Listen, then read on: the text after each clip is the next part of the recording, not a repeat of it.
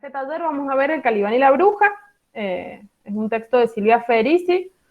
Pablo va a hacer una presentación un poco más larga, si la conocen, ella es una pensadora feminista, está formada en el campo de la filosofía y en el campo de la historia, es italiana. El Calibán y la Bruja es un libro que es producto de muchos años de sus investigaciones y de un diálogo con un montón de otras investigadoras y militantes feministas. Así que nada, es un texto que es muy interesante y que es muy rico justamente como por todo el trabajo que tiene detrás. No es que se le ocurrió en un momento, sino que es una obra que es producto de muchos años de trabajo. Y lo último, medio técnico, y lo que vamos a ver es el capítulo 1 y una partecita del capítulo 2.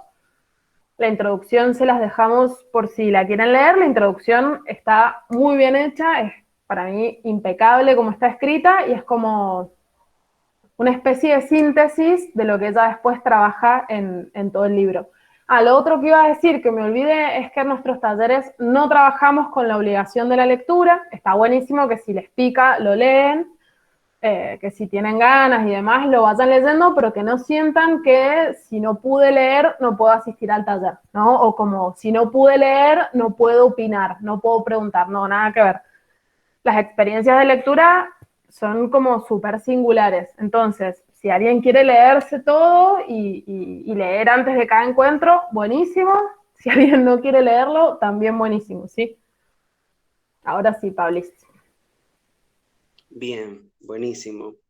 Bueno, una vez hecha esta presentación, también les comento que hemos adoptado una nueva característica en el taller, una nueva modalidad, que es crear un drive. Yo les voy a decir la verdad. Me tuve que hacer un correo nuevo porque se me llenó la memoria del otro y no iba a pagar memoria. Si me puedo hacer otro correo, claramente. Entonces hice otro correo y dije, bueno, ya que estamos con un nuevo correo, aprovecho y armo una carpeta en Drive que espero haberle compartido a todas y todos ustedes. Si alguien no está en la carpeta, me avisa. Y en esa carpeta vamos a tener, acá la estoy revisando, bueno, por una parte el flyer que nos hizo Lucas, que está acá, que le agradecemos un montón, el hermoso flyer. Después está una carpeta que dice bibliografía principal, ahí tienen el libro en PDF, por, bueno, por si quieren imprimirlo. Después hay una carpeta con bibliografía complementaria, ahí hay otros libros que hemos abordado para complementar este.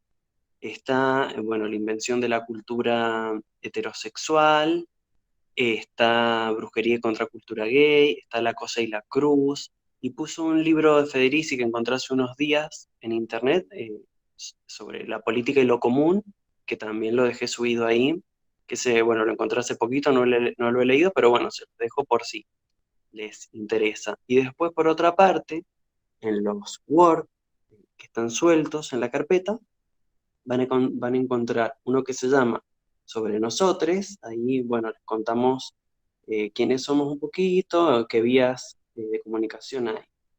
Después hay otra Word que se llama Anotaciones y Comentarios. Ese lo hice para que todas las personas puedan editarlo. Entonces, si durante la lectura, si durante, no sé, alguno de los videos que ahora les voy a contar en la otra carpeta, que está, si leyendo alguna bibliografía complementaria, si viendo algún video complementario, nada, si se les viene un pensamiento, si, nada, lo que les interese, es bien abierta la consigna. Hay una carpeta ahí de anotaciones y comentarios como para ir dialogando, eh, nada, eso es bastante experimental. Si quieren escribir algo al final, una reflexión en el medio, en algún momento, eso es bien libre, siempre y cuando no se modifique sin consentimiento de la escritura ajena, porque todos vamos a tener acceso a la edición. Y por último hay uno que se llama un Word, un Google Docs sería más correctamente, que se llama Filotaller, Calibán y la Bruja, donde ahí está, por un lado, en cada encuentro, una serie de videos que están relacionados al encuentro. Ya si quieren, en algún momento les puedo decir cuáles me parecen a mí, porque yo soy acumulador, les puse, pero miren, para todo un año más o menos. Así que, pero lo que ustedes, claro, nada, resumir no es mi fuerte, bien, les cuento. Entonces, en esa carpeta hay de todo, Y si quieren, después les puedo decir que me parece a mí lo más importante. Hay, por un lado, notas periodísticas también, hay recomendaciones de películas, y hay, por encuentro, una serie de videos, porque sé que hay personas que les gusta más leer, hay personas que les gusta aprender, y no necesariamente les gusta leer y aprenden viendo videos. Nada, las diferentes formas de incorporar información, así que eso. Por ejemplo, para el primer encuentro les puse una representación de La Tempestad de Shakespeare. ¿Por qué? Porque el nombre del libro, Calibán y la bruja, se basa en esa obra de Shakespeare, en la cual decía que bueno, un personaje de la obra se llama Calibán, y la bruja es la madre de Calibán, que no es un personaje principal en la obra, está desdibujada, pero bueno, Federici la rescata. Después también tienen una entrevista a Federici y tienen un documental de 1922 que hace una relación entre la casa de brujas, es un documental, pero más que documental es como que recaban información, es un docuficción, creo que se denomina así. Recaban información de la casa de brujas y representan y recrean todas las máquinas de tortura y te las muestran. Y al final hacen una relación entre las prácticas psicológicas y de las mujeres en la actualidad y la casa de brujas. 1922, chicas.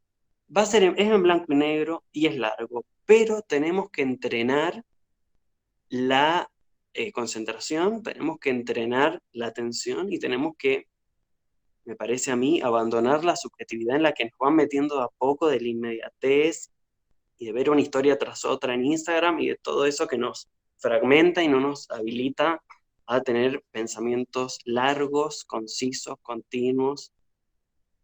Bueno, entonces para quien se le anime al documental ese es una belleza. Y bueno, nada, otras cosas. Pero bueno, sobre todo el documental me parece lo más importante, el que se llama La brujería a través de los tiempos. Así que eso no es tarea, es una recomendación. Eso del primer encuentro. Después el encuentro que viene les digo de lo que tenemos de material en el segundo, que me parece lo más primordial. O al final de este encuentro, si quieren, lo comento. Bueno, dicho esto, ¿alguien quiere hacer algún comentario, pregunta, duda, sugerencia sobre lo que acabo de decir, sobre la carpeta, esto? ¿O avanzo? Bien, quería decirles, quería charlar un poquito al principio sobre por qué elegimos este texto. En cuanto a mí, lo que puedo decir es que es un texto que me gusta mucho por varios motivos. Por un lado, porque respecto de la casa de brujas se da un fenómeno que no se da con respecto a otro genocidio, porque es lo que fue, un genocidio.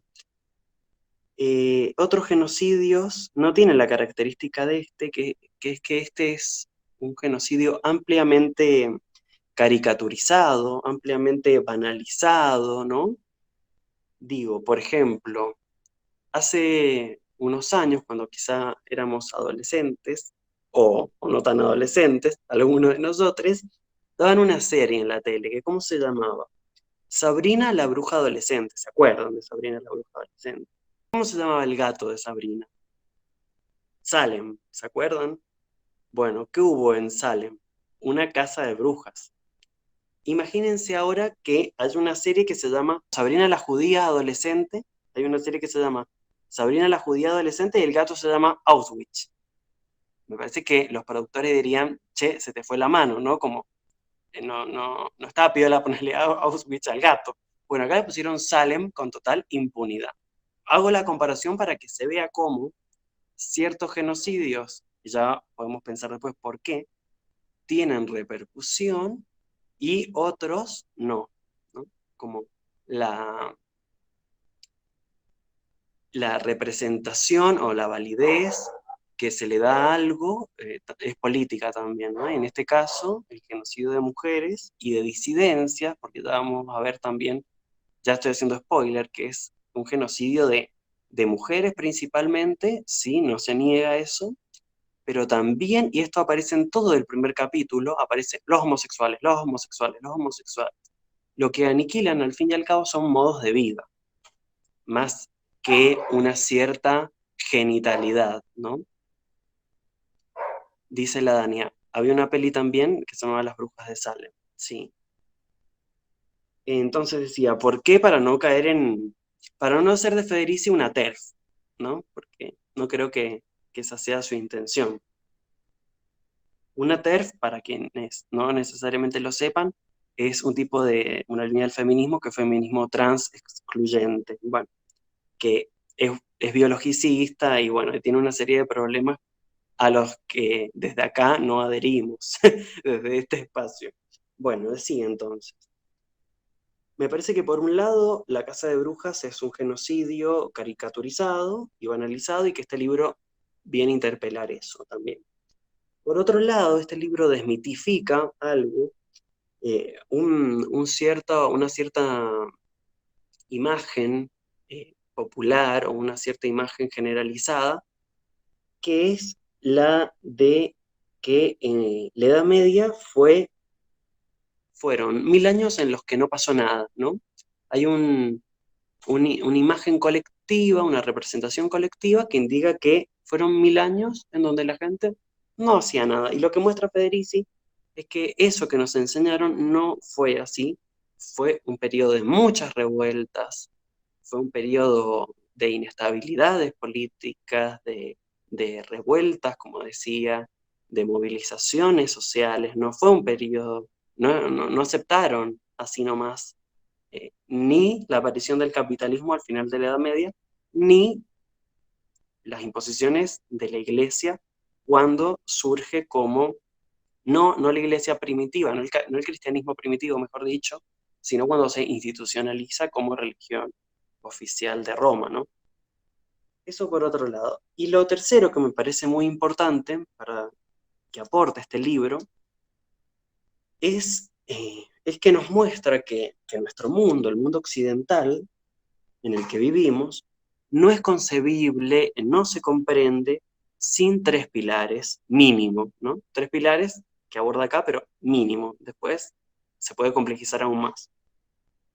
Que son el capitalismo, el colonialismo y el patriarcado, que como les decía, yo me animaría a decirle el heteropatriarcado, porque vamos a ver que si hacen la lectura van a ver cuántas veces aparece la cuestión de la homosexualidad. Yo estuve repasando recién el primer capítulo de nuevo y aparece un montón de veces. Entonces decía que no podemos entender el surgimiento de nuestro mundo, la consolidación de nuestro mundo, sin estos tres pilares que se entrecruzan, que están íntimamente relacionados. Que no hay capitalismo sin que el capitalismo no surgió, o que si surgió fue a partir de un recrudecimiento del patriarcado, que era anterior al capitalismo, pero que no tenía las formas que va a tener después, que se recrudece, y bueno, y un fuerte colonialismo. Eso por un lado. Como para no caer en ciertas ideas, por ejemplo, de buscar un capitalismo donde ganen todos, como dice algún presidente que está en la Casa Rosada, un capitalismo donde ganen todos. Bueno, no, porque estructuralmente el capitalismo viene de un lugar de múltiples sistemas de opresión, entonces está medio difícil que ganen todos.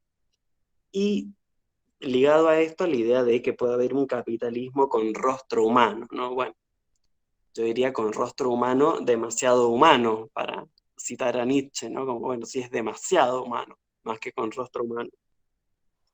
Bien, eso en cuanto a una introducción general. No sé si alguien quiere decir algo, Julieta o todes, en relación a esto, o avanzo. No, que sí, me parece que el capitalismo necesariamente requiere de exclusión. O sea, por definición es imposible que haya un capitalismo en el que no haya excluides del sistema capitalista. Y a su vez también me parece que esto de plantearlo como heteropatriarcado y también como heterocapitalismo es que a pesar de del pinkwashing y de toda la captura que haya mediante los medios de las identidades no heteronormadas, siempre por el modo de vida y de relacionarse y de reproducción que establece, es muy difícil pensar un capitalismo y un patriarcado que sea diverse, ponele. Totalmente, porque el pinkwashing, más que contrarrestar la idea de que capitalismo y heteropatriarcado van juntos, para mí, en Arela, refuerza esa idea. O sea, el pinkwashing es una de las estrategias de la heterosexualidad como régimen político y del capitalismo para heterosexualizar a la población no heterosexual y para utilizar vía colonialismo, ¿no? Ahora decimos que el pinkwashing, bien. Pink es rosa y washing tiene que ver con lavar, ¿no? Entonces es un lavado de cara rosa. Por ejemplo, el ejemplo más tradicional de lo que es pinkwashing es el Estado de Israel, que, digamos, comete genocidio sobre el pueblo palestino, pero, por otra parte, tiene, digamos, en Tel Aviv hay una libertad de las personas gay que no tienen en Medio Oriente, que, bueno, digamos, en un Medio Oriente muy homofóbico, o que se lo representa como muy homofóbico, digamos que este Estado, que es Israel, se presenta como un lugar de libertad para disidencias sexuales que no hay en países vecinos, ¿no? Entonces, se limpia la conciencia de estar destruyendo al pueblo palestino bajo la justificación de que, bueno, son irracionales versus nosotros que somos racionales y miren qué bien que viven las mujeres y los putos acá, digamos. Eso es así como para sintetizarlo, el pinkwashing. Pero decía que el pinkwashing no es, no es que el fenómeno del pinkwashing muestra que el capitalismo puede no ser heterosexual, sino que refuerza que es heterosexual, en el sentido de que no solo que utilizan las prácticas no heterosexuales como vía de ataque y de colonización, o sea, atacar poblaciones no occidentalizadas, sino que también el pinkwashing, en última instancia, lo que utiliza como herramienta no es la diversidad sexual o la disidencia sexual, sino personas con prácticas no heterosexuales, pero con modo de vida absolutamente cooptado y heterosexualizado, digamos. No sé si me parece que iba a eso lo que apuntaba Narela con el comentario. Sí, totalmente. Me parece que por ahí el término más preciso sería ahora rainbow washing, porque pinkwashing por ahí era hace unos años y era más restringido a la comunidad gay y a su cooptación en el modo de vida heterosexual. Creo que el ejemplo más claro de eso, o uno de los ejemplos más claros, es Ricky Martin por ahí, ¿no?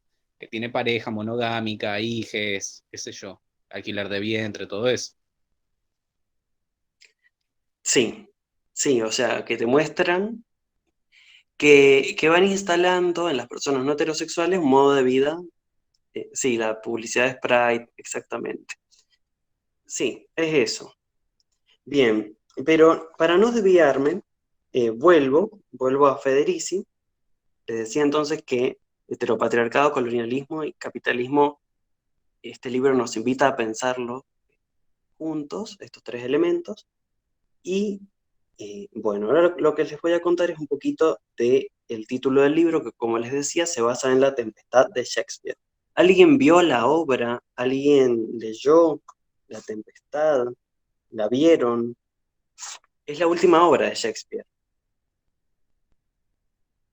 Lo que les voy a contar mínimamente es que, bueno, hay un personaje que se llama Próspero. Sí, la han visto. Bueno, ¿quieren que cuento o no cuento esto de La Tempestad? ¿De qué va?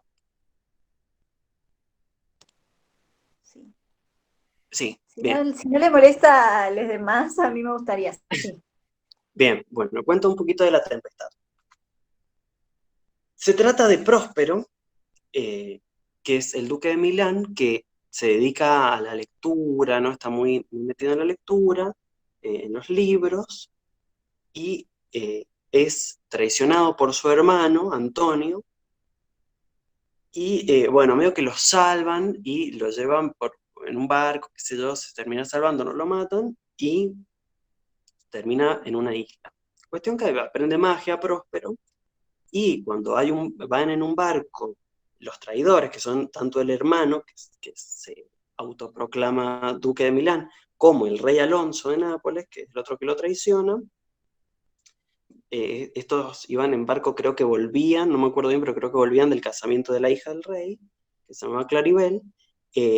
Próspero produce con su magia una tempestad y trae el barco a su isla, ¿no? Y caen ahí todos. Cuestión que Próspero tiene una hija que se llama Miranda, y a su vez en esa isla había una bruja, ¿no? Ahí está el personaje de la bruja, Sícorax, y esa bruja tiene un hijo, que es Calibán, que es como un monstruo, es como un monstruo, es como un monstruo ingenuo, es como un salvaje, como un rebelde, que es interpretado muchas veces como el cuerpo del proletariado próspero. También es como el esclavo colonial, ¿no? Porque Calibán, caníbal, caribe, ¿no? Se pueden hacer asociaciones con esa palabra. Y el otro personaje que aparece, un personaje mágico, es el espíritu del aire, que es Ariel, ¿no? Entonces, bueno, más allá de la historia, que se trata de que Próspero nada, termina perdonándolo después al hermano, Calibán buscan que uno de estas personas que han caído en la isla, que se llamaba Estéfano, y Trínculo, busca que ellos maten a Próspero y él les prometió que ellos iban a ser sus nuevos amos, o sea, que Estéfano iba a ser su nuevo amo, o sea, Calibán siempre buscando matar a Próspero, mientras que el otro esclavo que tenía, digamos así, que era Ariel, este espíritu del aire, todo el tiempo cumplía lo que le pedía Próspero para que lo liberara, ¿no? Próspero le promete liberarlo, entonces Ariel cumple todo para que finalmente lo libere. Entonces, desde Latinoamérica se han hecho muchas interpretaciones sobre estos personajes. Pueden googlear después arielismo y van a encontrar todo un fenómeno literario que tiene que ver con José Enrique Rodó, que busca mostrar cómo a Ariel, este personaje más apolíneo, un personaje del aire, más celestial, más espiritual, esta elevación espiritual como a lo propio, la identidad latinoamericana, frente a Estados Unidos, con un materialismo grosero y utilitarista, vulgar, que vendría a ser como Calibán, ¿no? Entonces, Ariel como la espiritualidad latinoamericana, también Ariel como los estudiantes latinoamericanos, estamos hablando todos autores de literatura de principios del siglo XX, tenemos que pensar todas las revueltas que hubo estudiantiles en Latinoamérica, ¿no? Y frente a esta lectura arielista también está la lectura más canibalística, ¿no? Por decirlo de alguna manera, que es, bueno, no, si nos tenemos que identificar con alguien, no es con Ariel, que no es más que un clase mediero, obediente del amo, que siempre puede terminar traicionando, sino identificarnos con Calibán. Hay otras lecturas que, bueno, acá Federici no se llama Ariel y la bruja, se llama Calibán y la bruja, o sea que para Federici también, Calibán representa el cuerpo del proletariado, en última instancia.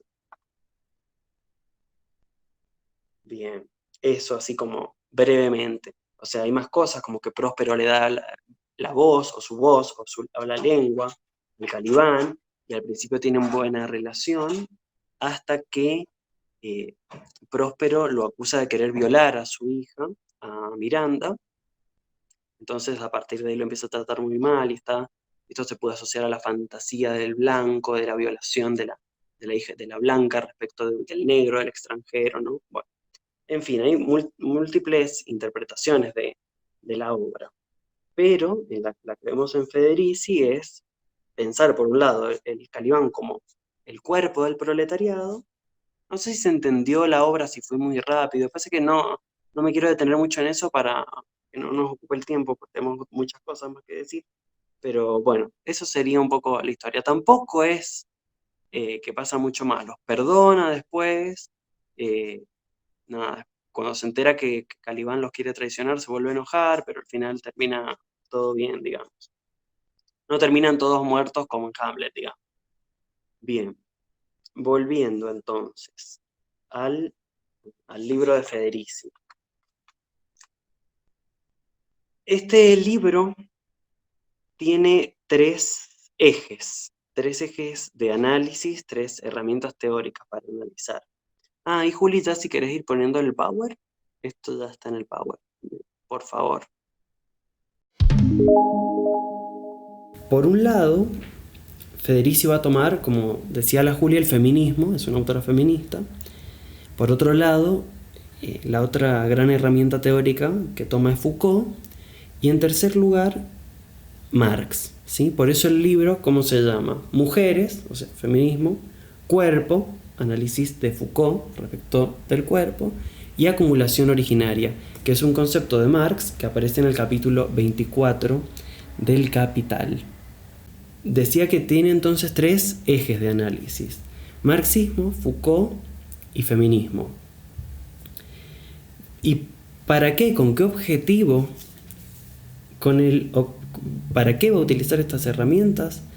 Para analizar la transición del feudalismo al capitalismo. Transición que ya el concepto es un eufemismo, porque transición parece que fue algo armónico y no lo fue. Fue un proceso violento. Eso es lo que nos va a decir Marx y Federici. Entonces, a ver, ¿ya está o no está la pantalla? Ahí está. Bueno, ven, Marx, acumulación originaria, Foucault, cuerpo, y feminismo, mujeres. Por eso son los 3 subtítulos del libro: Calibán y la bruja, mujeres, cuerpo y acumulación originaria. Y les dejé una frase que dice: el cuerpo es para las mujeres lo que la fábrica es para los trabajadores asalariados varones, el principal terreno de su explotación y resistencia. Ya vamos a profundizar más. Esto es una frase que está al principio del libro, pero que después Federici lo trabaja más. Pero me parece tan contundente esta frase que no quería dejar de ponerla. Si querés avanzamos, Julia, a la siguiente.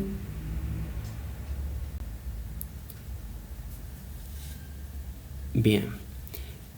Acá está lo que les decía recién, que es que Federici nos va a ayudar a eliminar esta visión estereotipada que tenemos de la Edad Media, con estos 2 fragmentos, por ejemplo, que dicen: hacia finales del siglo XIV, la revuelta del campesinado contra los terratenientes llegó a ser constante, masiva y con frecuencia armada. Contrariamente a la descripción de la sociedad feudal como un mundo estático en el que cada estamento aceptaba el lugar que se le asignaba en el orden social, había una lucha de clases implacable. Si querés la que sigue.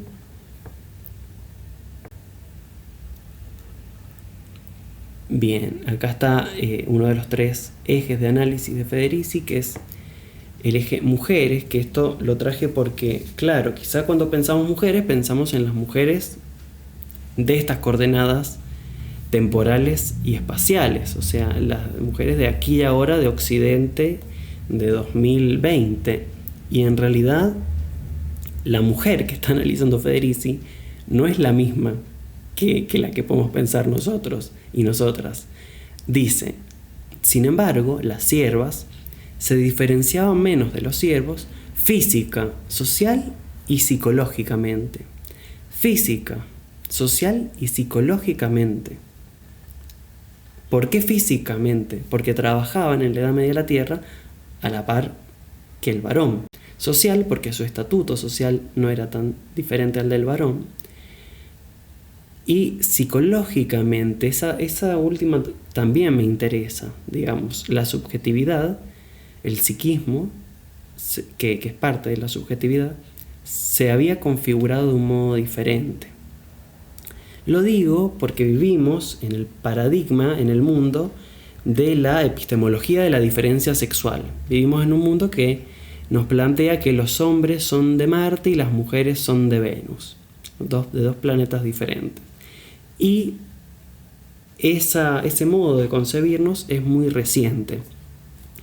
Y en otros momentos históricos no se percibía la diferencia del género como algo absolutamente marcado y como si fuesen seres absolutamente diferentes. O sea, nada más parecido a un hombre que una mujer, en última instancia, ¿no? Como no somos parecidos a los sapos, ¿no? Como, si viene un extraterrestre nos puede identificar que somos del mismo, de un mismo grupito. Bien.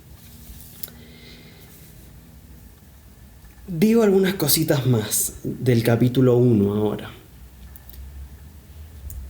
Por un lado, antes de pasar del pasaje del feudalismo al capitalismo, que es lo que va a analizar durante todo el libro, Federici nos cuenta cómo se pasa del sistema esclavista al sistema feudal, ¿no?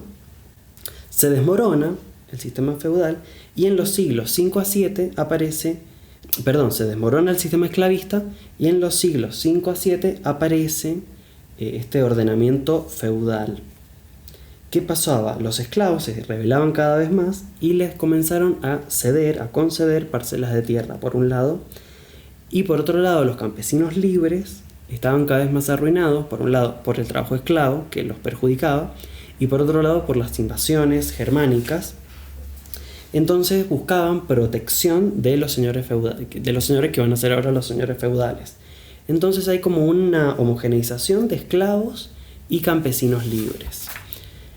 La servidumbre entonces se diferencia de la esclavitud porque los siervos no tenían que trabajar con grilletes como los esclavos, no tenían castigos físicos tan severos como los esclavos, por ejemplo la crucifixión disminuye, desaparece, y también aparecen las tierras comunes. Esto es muy importante, es algo que el capitalismo todo el tiempo busca destruir, incluso hasta hoy, que no hayan propiedades comunes, que todo sea propiedad privada.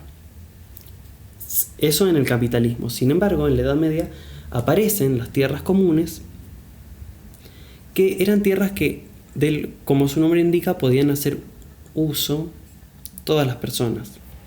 Esto beneficiaba a todos los siervos, pero particularmente a las mujeres, que también eran lugares de reunión, de común unión.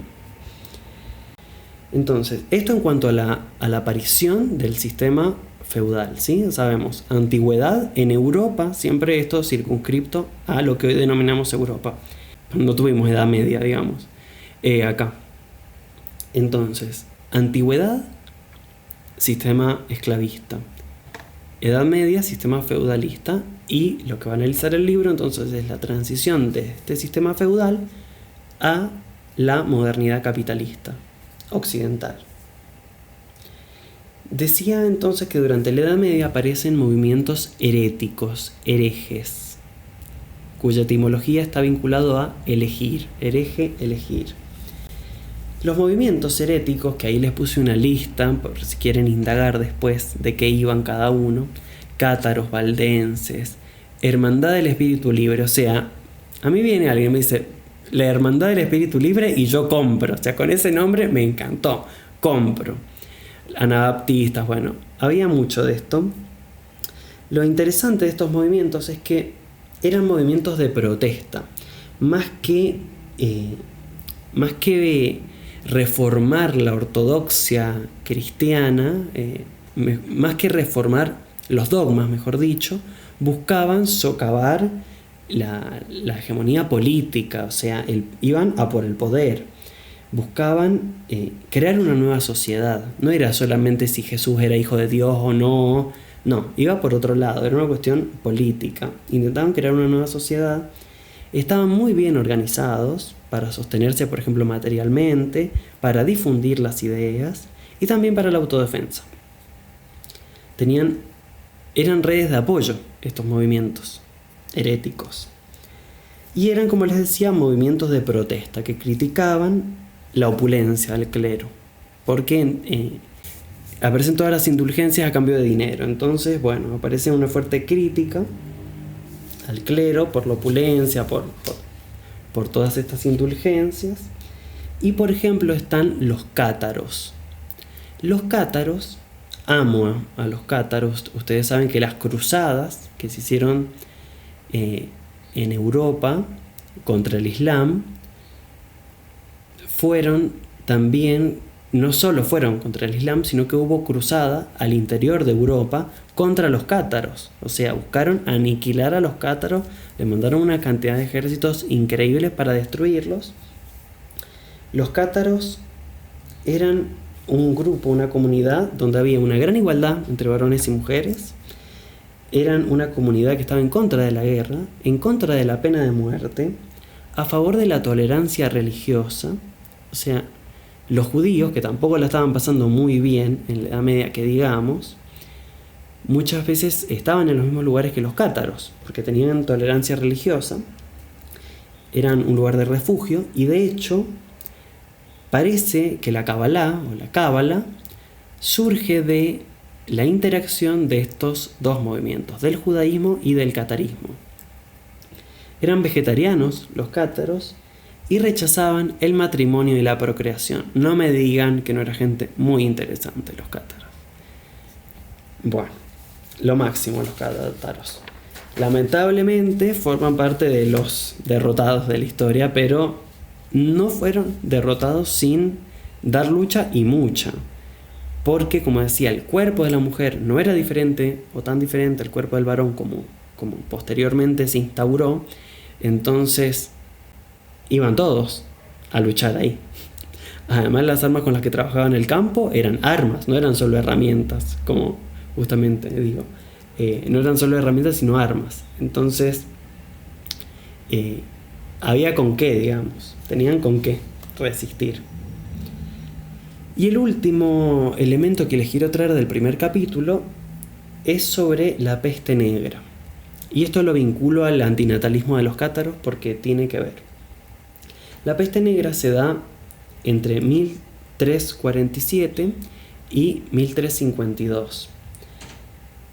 Destruyó todo la peste negra, al parecer mató, no sé, 1/3 de la población, 40%, los números varían, pero muchísima gente.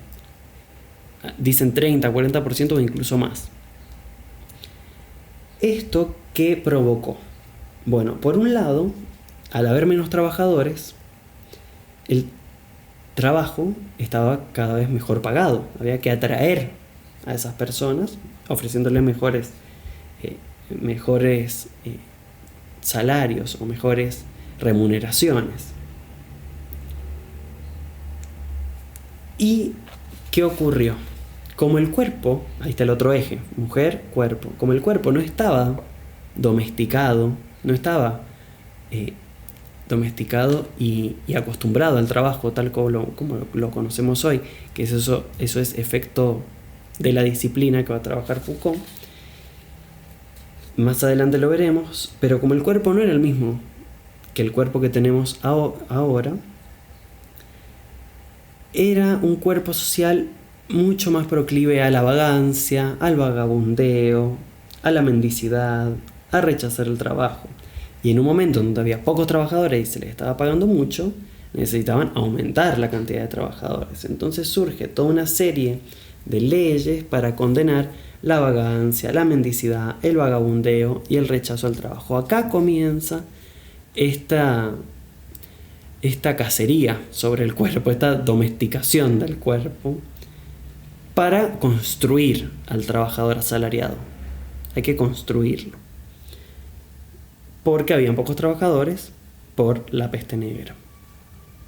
Y parece que este fue el periodo donde mejor la pasaban los trabajadores, o sea, les alcanzaba, les sobraba para vivir, estaban como muy bien en la relación horas de trabajo y subsistencia. No eran economías de la sobreabundancia, pero con pocas horas de trabajo ya estaban sus necesidades cubiertas. Y lo otro que trae la peste negra es que como hay pocos trabajadores hay que producir más, no solo transformando el cuerpo en un cuerpo productivo, sino también criminalizando la sodomía, el aborto y el infanticidio. A ver, dicen en los comentarios. debido a la escasez de trabajadores, la demanda fue mayor y mejor pagada, totalmente. Entonces, y el otro que se instrumentó fue la criminalización de la sodomía, el aborto y el infanticidio. Acá es donde caemos en la volteada las mujeres y las disidencias, ¿no? Como, ¿qué ocurrió? Que se asociaron todas esas prácticas a la herejía. El aborto, el infanticidio, y la sodomía, prácticas que antes no eran tan tenidas en cuenta por la iglesia, no es que se horrorizaban tanto, ahora sí. Entonces, ahí comienza la persecución ya de herejes a caza de brujas. ¿Por qué? Bueno, acá está la intensificación del heteropatriarcado, o sea, se empiezan a instaurar una serie de imperativos sobre el cuerpo de la mujer, de reproducción, y cualquiera que no se adaptara a ese imperativo, bruja y aloguera, ¿no? Entonces aparece, no solo, va apareciendo, esto es progresivo, no es de un día para el otro, ¿no? Pero se va constituyendo el cuerpo trabajador y se va constituyendo la mujer como artefacto político, al decir de Monique Wittig, ¿no? La mujer que el sistema necesita. Bien.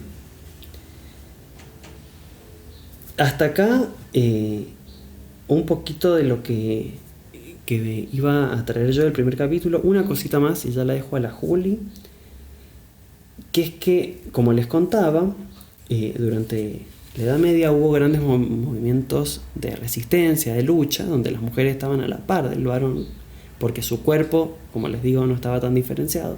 Entonces, de lucha de ambos sexos. Pero, ¿qué pasó? Nos cuenta Federici que a finales del siglo XV comienza una contrarrevolución. ¿Y cómo se hizo esa contrarrevolución? La famosa frase divide y reinarás, ¿no?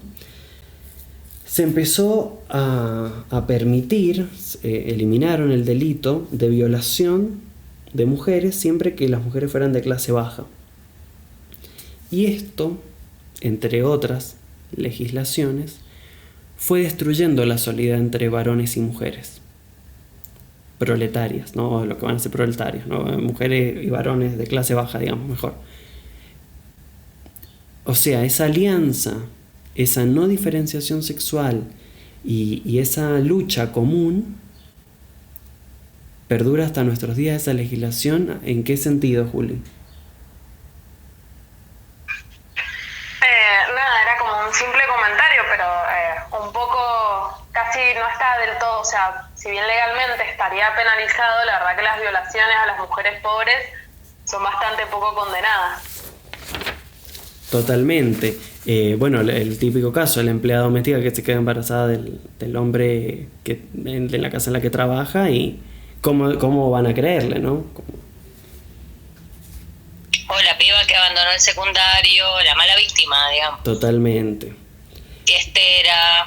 Eso en su momento estuvo vinculado a una estrategia de división social que no solo fue entre varones y mujeres, sino también al interior del campesinado, rompiendo los lazos entre campesinos más adinerados y menos adinerados, para diluir estas protestas, ¿sí? Hasta ahí lo que tenía preparado del capítulo 1 del Calibán. Comentarios, ¿se entendió esto? Fui un poco rápido porque ahora la Juli tiene que ir al 2, pero si no se entendió estaría bueno que lo digan. Y si no, ya te cedo la palabra, Juli.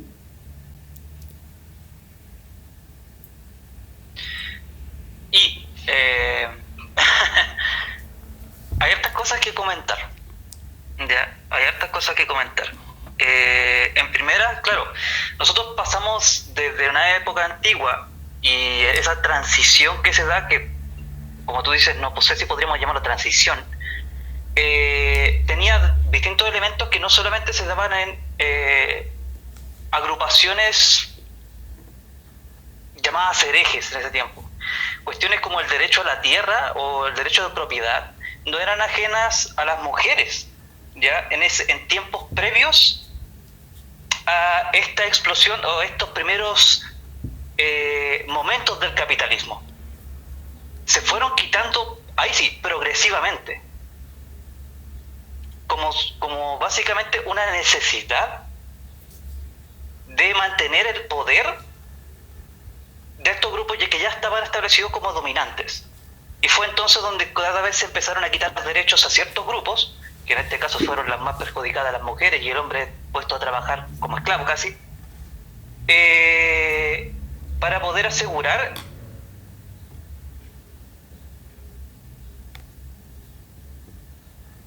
la supervivencia de este sistema, de este sistema de castas.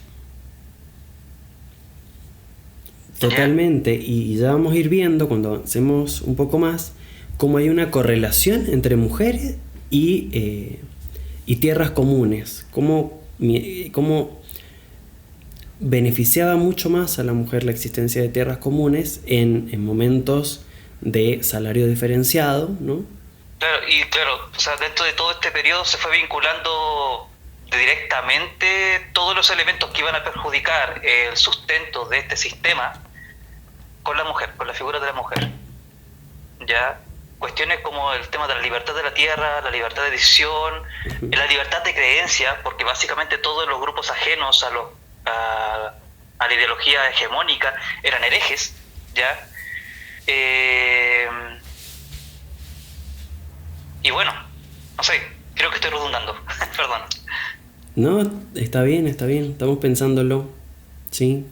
Ahí en relación a lo que decís, Basti, me parece que está bueno como recuperar algo que con lo que empieza Federici el capítulo que sigue, que es interesante, que es que el desarrollo del capitalismo no era la única respuesta posible a la crisis del feudalismo, ¿no?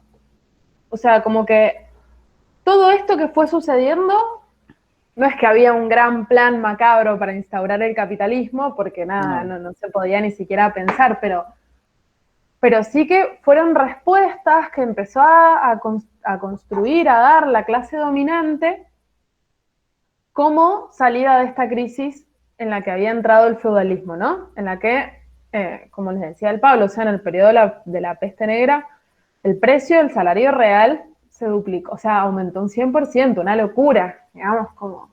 Entonces, bueno, esto va a generar una crisis en los sectores dominantes y van a encontrar diferentes respuestas que van a como a configurar lo que va a ser el mundo capitalista después, pero podrían haber sido, podrían haber ganado cualquiera de los sectores que estaban ahí peleando. Tenemos que pensar que también está ahí la reforma luterana. Las personas que participaban de la reforma había un espíritu como más conservador y más cercano a la acumulación de riquezas, pero había... siempre hay como en lo religioso como esta otra ala que realmente como predica y que quiere construir a partir del amor al prójimo, a partir de cierta igualdad y demás, ¿no? Como que, entonces, está bueno porque un poco lo que Doa plantea es que este sistema tiene que ver con una derrota de los sectores proletarios, como ya los llama, o populares, o como lo queramos llamar, pero digo, es una derrota.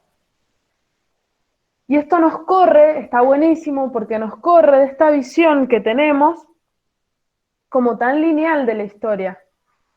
Las maneras de hacer historia en las que hemos sido educados y educadas, tienen que ver con leer a la historia como si fuese una especie de progreso indefinido, en la que se generan como algunos mitos, como por ejemplo, que ahora estamos mejor que antes, ¿no? Vieron que está como esta idea presente de que ahora tenemos más derechos que antes.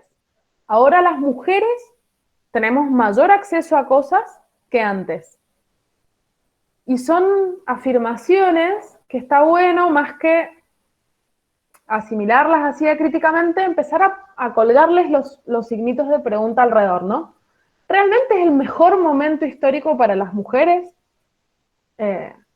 Una feminista que me gusta mucho, que se llama Emma Goldman, que es una rusa anarquista radicada en Estados Unidos, escribe un texto que es muy accesible en internet, que se llama La tragedia de la emancipación de la mujer, mucho más contemporáneo el texto que los periodos que aborda Federici, pero digo, un poco lo que visibiliza Emma Goldman es que, bueno, la profesionalización de las mujeres, el acceso al mundo del trabajo y qué sé yo, no generó una mayor conquista de derechos para las mujeres, no generó una mejor calidad de vida para las mujeres, porque, no lo dice ella con estas palabras, pero podríamos pensarlo así, el trabajo doméstico sigue siendo feminizado e invisibilizado. Entonces, las mujeres que se quisieron emancipar y hoy son profesionales cargan con doble trabajo, más las dificultades en la profesión por ser mujeres en un mundo que antes era de varones.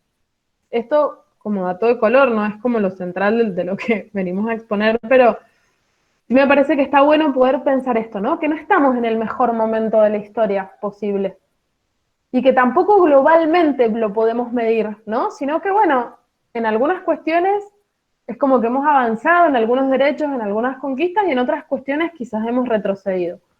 Por ejemplo, a mí me parece como súper interesante poder pensar la comunalidad de la tierra, ¿no? Y todo el acceso a lo público, a lo político, a lo social que eso generaba para las mujeres, que hoy nos es impensable. O sea, hoy no podemos pensar en tierras comunales que no son de nadie, porque en todo caso, si no son de nadie, son del Estado. Digo, la propiedad privada ya rige de pe a pa todo nuestro vínculo con las tierras. Sí, Pablo. Sí, si no son de nadie, son de Vila, también podríamos decir. Pero esta parte la sacamos de la grabación después. Pero lo que iba a aportar a esto que traemos, que está re bueno, es que justamente esa idea de progreso es una idea moderna, una idea bien de la modernidad capitalista, que es una estrategia también de subsistencia o de sostener, o para sostener el sistema, porque sí, siempre mejoramos y este es el mejor momento, bueno, entonces lo anterior fue peor, lo anterior está denostado, la Edad Media fue una porquería, plagas, cochinadas, suciedad, gente que cree en brujas, burra, bruta y listo, y fue eso, y nada más. Entonces, ¿qué mejor manera de sostener un sistema que diciendo que todo lo anterior fue lo peor que hubo en el mundo? Sin por eso idealizar la Edad Media, ni ninguna época histórica, también lo dice Federici. No quiero con esto idealizar la Edad Media, pero tampoco es lo que el discurso capitalista nos viene a contar que fue.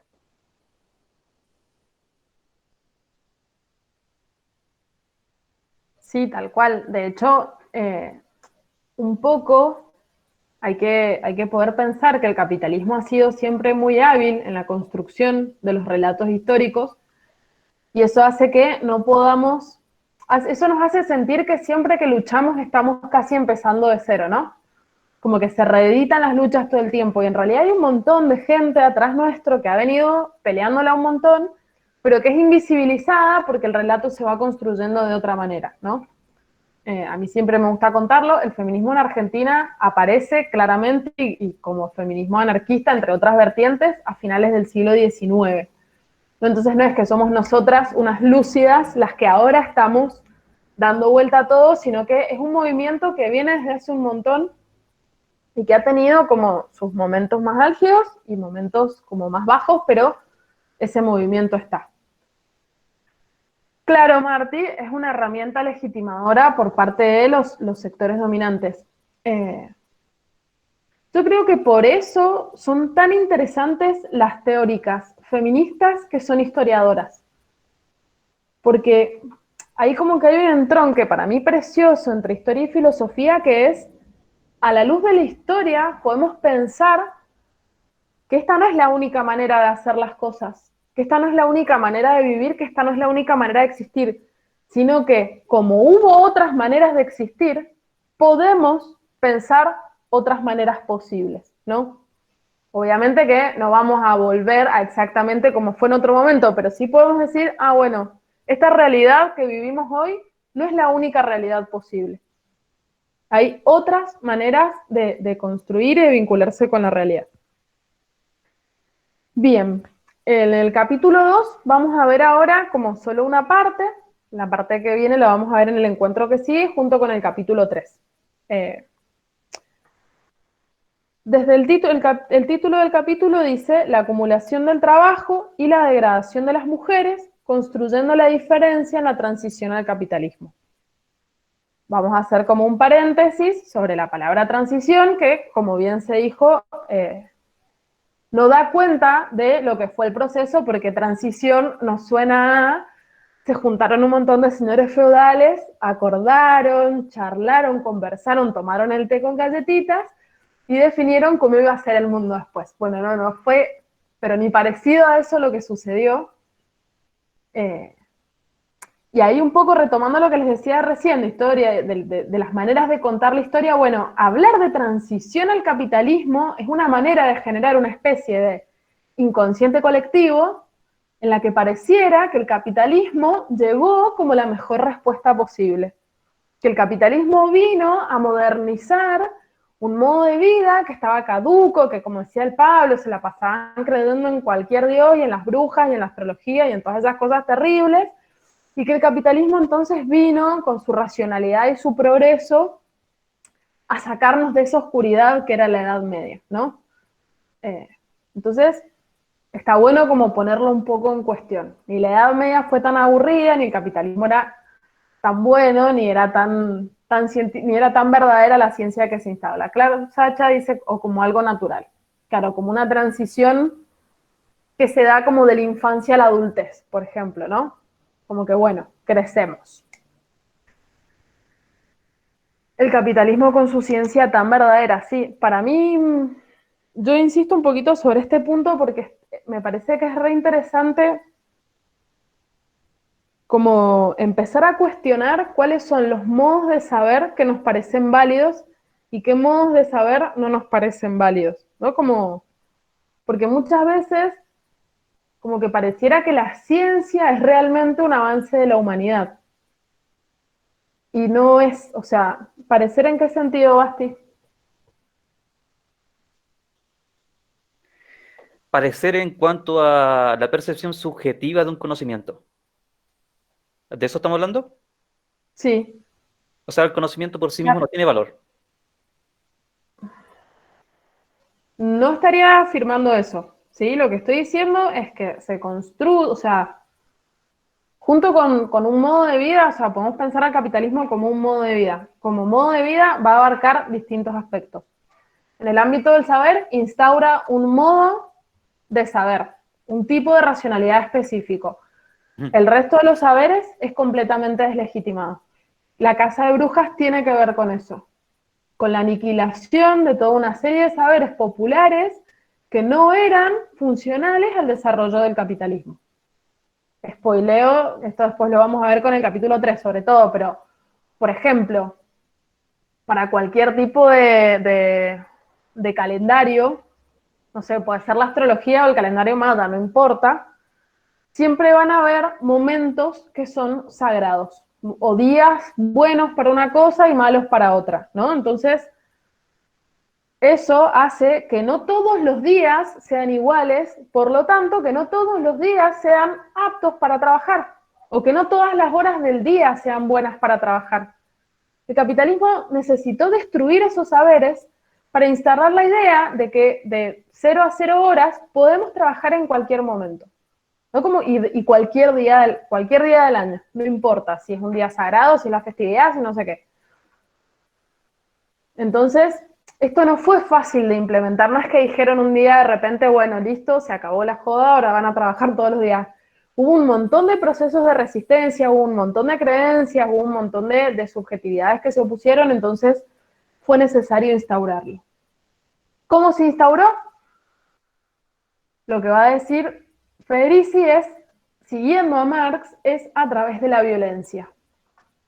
La violencia es en sí misma una fuerza económica y política. Fue la violencia la que permitió el proceso de acumulación originaria. ¿Qué es la acumulación originaria? La acumulación originaria es un concepto que aparece en la obra de Marx, del Capital, y en otros lugares de su obra, que se refiere a la concentración previa de capital y de trabajo humano que permite el desarrollo de lo que posteriormente va a ser el capitalismo. La fuente de la riqueza para la clase dominante va a ser la separación de los y las trabajadoras de sus medios de producción. Es decir, aquello con lo que yo produzco, aquello con lo que yo transformo la naturaleza para convertirla en otra cosa, ya no es mío, ya no me pertenece. Entonces, de alguna manera, tampoco me pertenece mi trabajo y tampoco me pertenece el producto de mi trabajo. Esa separación hubo que construirla, hubo que constituirla, no fue algo que se dio naturalmente. Pensemos que en la Edad Media vivían en estas tierras comunales en las que nada, o sea, nadie estaba obligado a trabajar para vivir, como ahora. Ahora, si no trabajamos y no hemos nacido en el seno de una familia millonaria, nada, nos morimos de hambre. Habrá que ver en qué estado vivimos, como para que ese estado nos dé algo de asistencia social o no. Pero digo, si no trabajamos, el destino es como bastante claro. En la Edad Media esto no era así. O sea, yo podía no servirle a ningún señor y así todo hacer uso de estas tierras comunes para cultivar, para que pasten las vacas, para recoger leña. A este concepto de acumulación originaria, entonces, que es la acumulación por un lado es la acumulación de capital y trabajo, pero Federici le agrega algo que es interesante, que ahora vamos a ver, que es también la acumulación de diferencia. Fue necesario diferenciar, lo que decía el Pablo, dividir y triunfarás. Fue necesario establecer esta diferencia al interior de la clase trabajadora para poder acumular una buena parte del trabajo no pago, que fue, por ejemplo, el trabajo doméstico. Entonces, se acumuló trabajo, se acumuló riqueza, pero además se acumularon diferencias que antes no existían. Marx en esto es como célebre porque es un pasaje cortito, porque Marx está analizando sobre todo el capitalismo en Europa, pero él sí entiende que la conquista de América, la caza de esclavos en África y en las Indias, fueron como un elemento central para esta acumulación originaria. Sería como el capital inicial que la gran empresa del capitalismo necesitó como invertir para poder desarrollarse. ¿Se entiende más o menos esto hasta acá? Bien. En este capítulo, Sí. Federici trabaja Gracias. Perdón, iba a agregar una Trabaja cosa. sobre... Ah, sí. Perdón, que esto que vos estás trayendo, Juli, de que decías recién que no fueron a la fábrica de una, digamos, hubo que domesticar esos cuerpos, como en Calibán, hubo que hacer todo un trabajo de producción de un cuerpo diferente para instalar a los cuerpos en las fábricas. Tengan en cuenta que, como les decía recién, se venía de la peste negra. Y otra de las frases que les había seleccionado, que no la leí recién, porque estaba apurado con el tiempo para entregarle justo a la hora a la Juli, porque siempre me extiendo, dice así, se los leo ahora, dice, la familiaridad con la muerte también debilitó la disciplina social. Claro, o sea, si viene la peste negra, si no vamos a morir todos, ¿qué carajo voy a hacer trabajando? No les pintaba, no, absolutamente. Dice que la gente se dejó de preocupar por trabajar o por acatar reglas sociales y sexuales. Miren que es imposible no vincularlo a lo que vivimos hoy en día en medio de una pandemia, pero no sé si vieron que apareció un eurodiputado húngaro, ultraconservador homofóbico en contra del matrimonio igualitario, en una orgía gay con droga. No sé si vieron, me parece que al diputado le pegó peste negra, solo que el COVID le dio como onda peste negra medieval y a tomar por culo las convenciones sociales. No, ahí yo Así cuando que leí bueno. esa página es tremenda, donde describe los efectos, la respuesta que hubo a la peste negra con ese desacato a las normas sexuales y al trabajo. Dije, qué bien que respondieron en relación a lo que estamos haciendo acá, que salimos a laburar igual en pandemia, la gente sigue teniendo hijes, nada, no sé, respondían mejor en esa época, me parece. Por Es algo que, nos han borrado esta historia. es que hay que tener en cuenta que esas personas, si bien estaban en Europa, o en lo que después va a ser denominado Europa, no era Occidente, no eran poblaciones occidentalizadas. Esa acumulación originaria fue la que produjo esa subjetividad occidental, que es la que tenemos ahora vía colonización, ¿no? Pero claro, pudieron reaccionar así porque estaban más conectados y conectadas a un mundo vital perdido, que se perdió después. Claro, o sea, eso está bueno tener en cuenta. Tenían como la cercanía de un modo de vida, de la experiencia de un modo de vida diferente. Nosotros no tenemos como la cercanía de modos de vida diferentes. Sí podemos como indagarlo en la historia o imaginarlo, pero ahí, en el momento en el que se empieza a instaurar el capitalismo, todavía había gente que podía vivir de otra manera, ¿no? Entonces era como mucho más pensable. Hoy, siglos después, ya tenemos una subjetividad tan configurada por el marco del capitalismo que ni siquiera se nos ocurre. O sea, estamos en un momento de la historia mundial en la que creemos que, o sea, es muy posible que nos muramos, o es más posible que antes que muramos, porque igual nos vamos a morir, y nuestras respuestas son otras. ¿Y por qué son otras? Y son otras porque como humanidad ya hemos atravesado todo ese proceso de la configuración de un cuerpo y de una subjetividad disciplinada. Previo a este disciplinamiento, y la respuesta claramente iba a ser otra.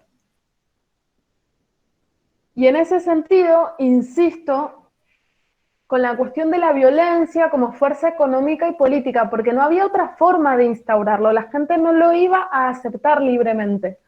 El trabajo asalariado, digo, como tipo de trabajo, fue extremadamente resistido e incluso era considerado casi peor que el trabajo esclavo, porque una persona que tenía un trabajo o que intercambiaba un trabajo por un salario, terminaba dependiendo extremadamente de ese salario para poder subsistir. En cambio, quienes participaban de estas tierras comunes podían negarse a hacer ese trabajo o podían negociar en mejores condiciones cómo iba a ser ese trabajo asalariado, porque contaban como con una reserva que era la posibilidad de hacer uso de estos campos comunes. Bien, al principio del capítulo, esto les quería decir, casi me olvido. El capítulo trabaja fundamentalmente dos temas. Uno es la acumulación del trabajo y el otro tema es la degradación de las mujeres. O sea, primero, cómo se transforman los modos de trabajar, cómo el capitalismo introduce estas transformaciones. Y después, por otro lado, cómo se divide al proletariado entre varones y mujeres, se dividen los trabajos que hacen para que uno de esos trabajos pueda ser un trabajo prácticamente esclavo, en el sentido de que no es reconocido ni social ni económicamente. Lo que vamos a ver hoy es la parte de la acumulación del trabajo. La degradación de las mujeres la vamos a ver en el encuentro que viene. Que aparte justo coincide, el capítulo tiene aproximadamente 100 páginas, son 50 de un tema y 50 del otro, así que caso justo. Federici trabaja con 4 hipótesis. Las 4 hipótesis son sobre esta transición. Primero, que la explotación de trabajadores de Europa, África y América no son los únicos medios para la acumulación originaria. O sea, este trabajo que se acumula, sí se acumula explotando, esclavizando en Europa, en África y en América, pero no es la única manera de obtener esta acumulación originaria de trabajo, sino que después vamos a ver la explotación del trabajo de las mujeres como que se suma a esta acumulación. La segunda hipótesis, que ya trabaja fuertemente en el capítulo 3, es la transformación del cuerpo en máquina de trabajo y el sometimiento de las mujeres para la reproducción de la fuerza de trabajo. Es decir, por un lado fue necesario construir en el proletariado un cuerpo que solamente estuviese dispuesto a trabajar. Las consecuencias de eso las sufrimos hoy enormemente, porque sentimos culpa si no estamos haciendo algo productivo. Esa culpa por no hacer algo productivo, esa culpa que da los placeres, esa culpa que da el disfrutar, esa culpa que da el no hacer nada, es producto de una construcción histórica. En la Edad Media, la gente se dedicaba a disfrutar, se dedicaba a vagabundear. Como no existía esta idea de trabajo asalariado, mucho menos semanal, en una cantidad de horas determinada y qué sé yo, la gente se resistía y fue necesario una gran cantidad de violencia implementada por parte de los estados y por parte de los sectores dominantes para que el cuerpo humano deje de ser percibido como fuente de placeres, si se quiere, o de disfrute o de goce, y pase a ser percibido como una máquina de trabajo. Adosado a eso, los cuerpos de las mujeres son solamente una especie de maquinaria que lo único que hace es reproducir esa fuerza de trabajo. La tercera hipótesis es que la acumulación originaria no es solo de fuerza de trabajo y de capital, que es lo que ya había dicho Marx, sino que ella le suma la acumulación de diferencias y divisiones al interior de la clase trabajadora, ¿no? Esta cuestión de división en ciertas castas y a la vez la diferencia sexual. Y la cuarta, como muy ligada a la tercera, que es que el capitalismo inserta en el cuerpo del proletariado divisiones profundas para intensificar y ocultar la explotación. Porque no solamente se divide a varones de mujeres, ni hablar de otras identidades, obviamente, ¿no? Sino que además hay una división al interior del propio cuerpo, ¿no? Entonces, la mente es la máquina, es la que ordena, es la racionalidad, ligada al alma, y el alma es lo único que vale, y el cuerpo es completamente degradado, es la sede del pecado, es lo que no vale. Entonces, si mi cuerpo no vale, yo tranquilamente lo puedo explotar trabajando 16 horas diarias, si el cuerpo no es lo que vale. Lo que vale es el alma que se va a salvar por portarse bien. Esta división al interior del cuerpo del proletariado también tuvo que construirse, constituirse a través del ejercicio de la violencia.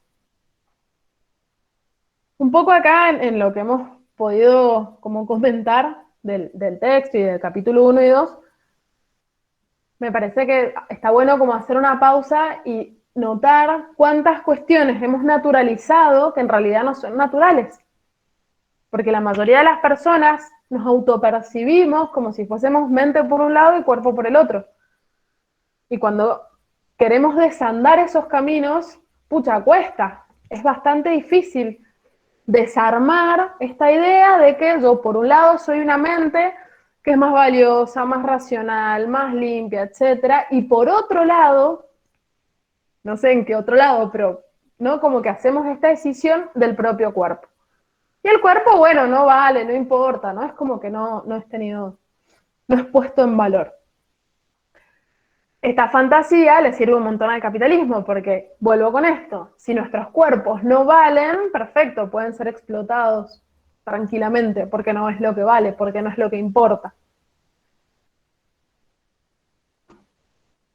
Bien, entonces, en función de la acumulación capitalista y la acumulación de trabajo, lo que dice Federici es que la tendencia de la clase capitalista fue imponer la esclavitud y el trabajo forzado como relación dominante de trabajo. Es decir, que el trabajo asalariado rápidamente se empezó a asociar tanto a la esclavitud como al trabajo forzado. O sea, de esa manera, ese es el origen del trabajo que hoy hacemos, que es el trabajo asalariado.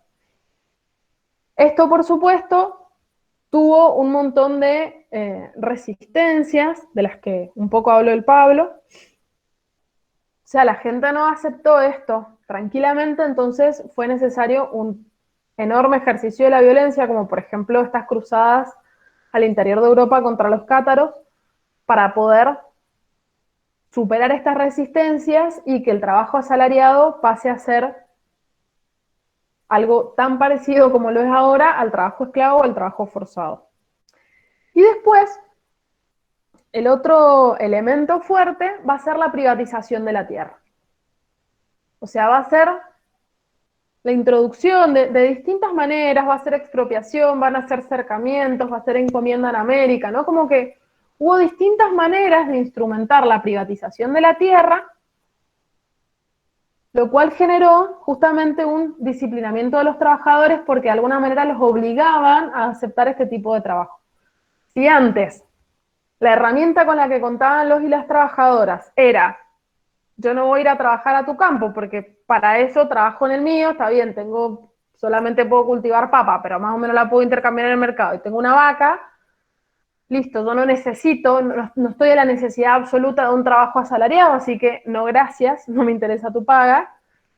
Si esta negociación podía existir, después de esta crisis que se va a dar en el mundo feudal, que empiezan las privatizaciones de las tierras y los cercamientos, ya esto no era posible. Entonces, vieron que está como este mito de que la modernidad liberó a los siervos de la Edad Media. Bueno, lo que va a decir Marx, que me parece interesante, es que fueron liberados, no en el sentido de que fueron más libres, sino en el sentido de que fueron despojados de las únicas herramientas que tenían para subsistir, por lo tanto, empujados, obligados a aceptar las condiciones del trabajo forzado.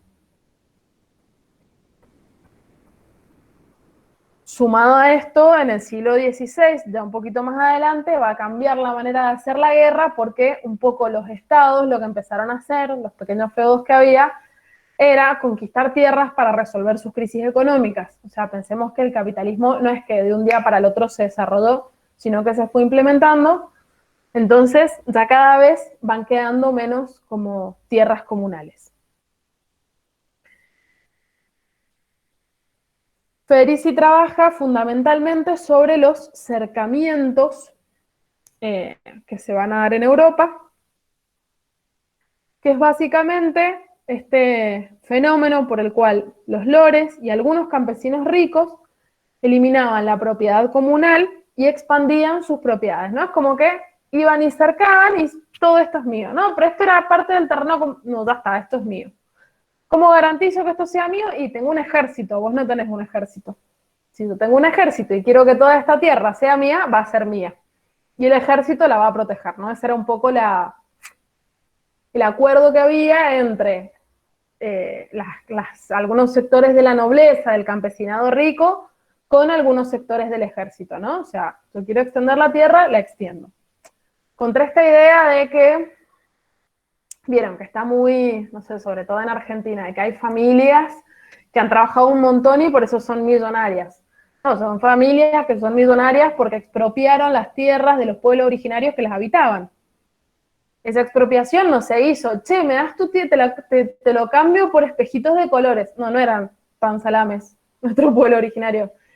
Era que el sector dominante contaba con armas de fuego, ¿no? O sea, hubo un ejercicio de la violencia que permitió esa apropiación por parte de la clase dominante de tierras que antes eran comunales.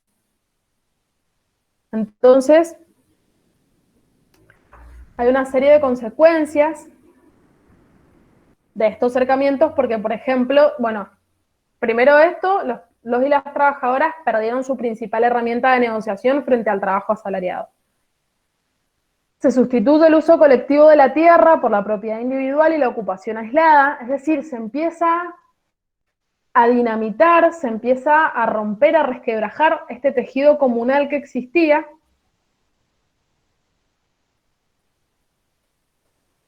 Se desintegran las familias porque ya, a ver, un poco lo que empieza a pasar es que la gente más joven se va a mendigar a las ciudades. Hay que también tener muy presente esto, la mendicidad y el vagabundeo eran sumamente habituales. Entonces las personas mayores quedaban en una situación de desprotección y tampoco podían como seguir trabajando. Por supuesto, la clase dominante, incluso en sus libros de historia, va a defender estos cercamientos, planteándolo como un proceso de modernización.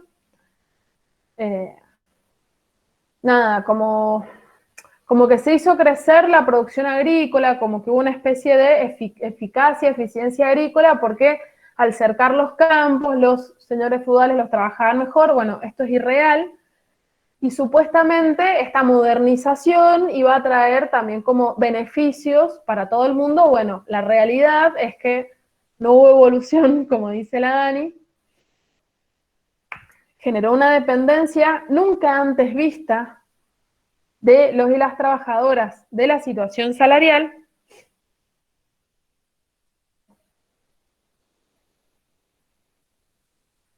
esta dependencia, a ver, en esto sí me interesa como insistir en que nunca fue sin resistencia, ¿sí?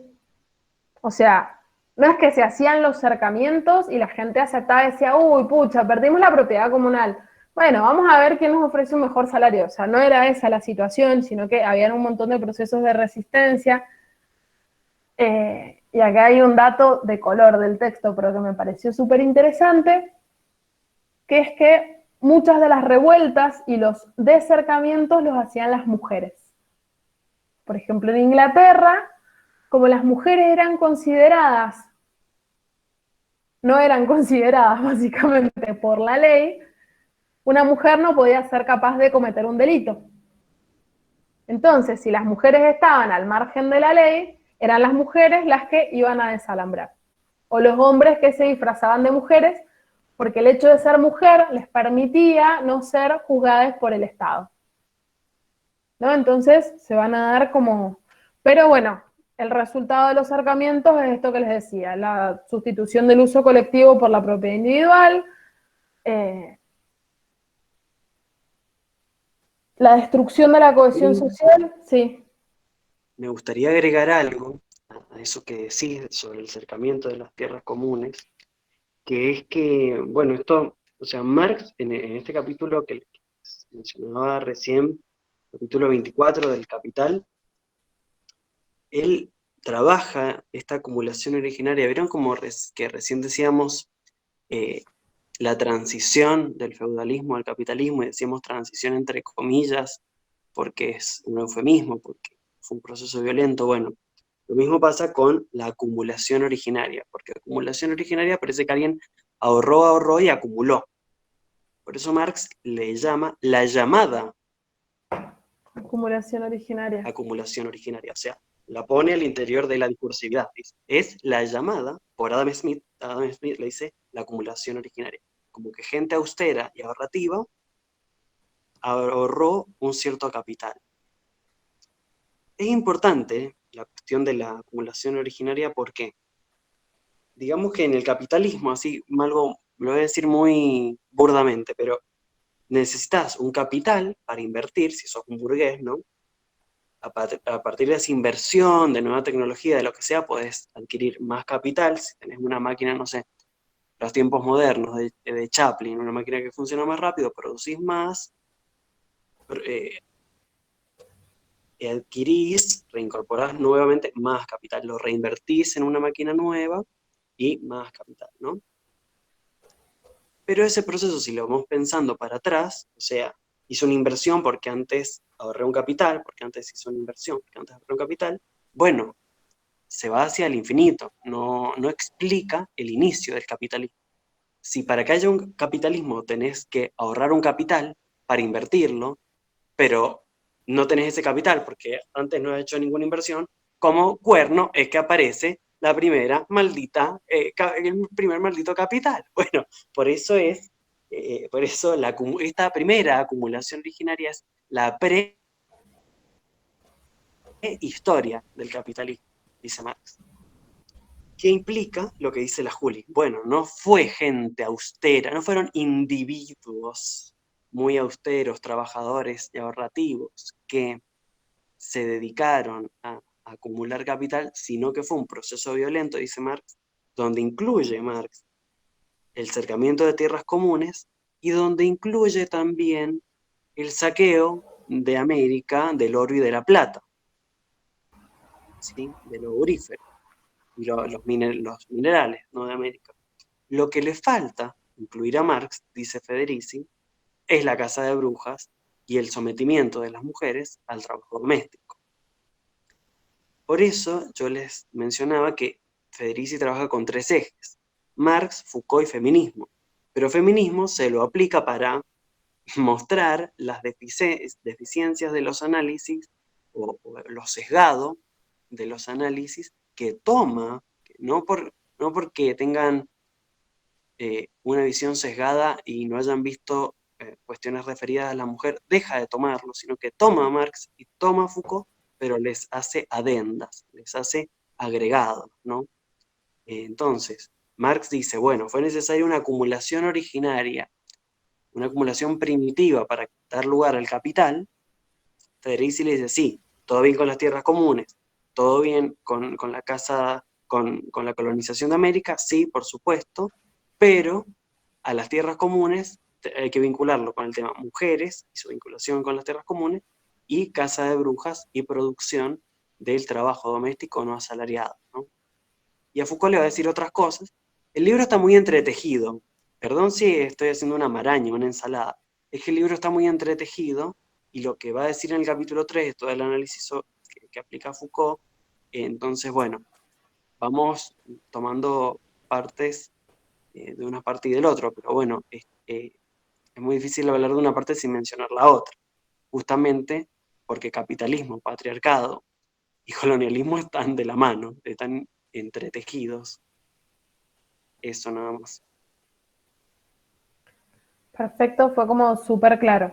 Sí, es interesante ver cómo Eva, desde el feminismo, les hace críticas a Marx y a Foucault, pero a la vez le hace como ciertas críticas al feminismo también, sobre todo a ciertas lecturas del feminismo que no historizan y que no adoptan la perspectiva de clase, ¿no? Entonces como que va tejiendo.